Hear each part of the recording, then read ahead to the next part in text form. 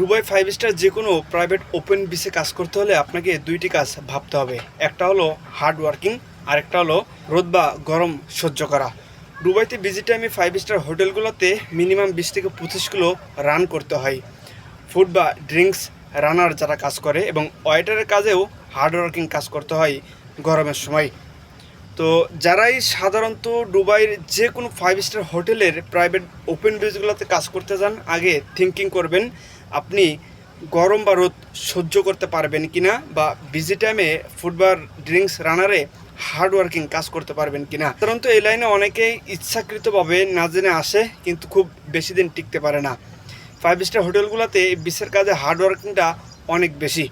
5 star যে কোনো হোটেলে কাজ করতে হলে সামথিং আপনাকে ইংলিশটা জানতেই হবে, কারণ ছোটোখাটো অনেক বিষয় বিভিন্ন দেশের ট্রাভেলসের জন্য যে গেস্টগুলা হোটেলগুলোতে আসে, বিসে আসে, তারা বিভিন্ন সময় ছোটোখাটো আপনাকে বিষয়ে জিজ্ঞাসা করবে।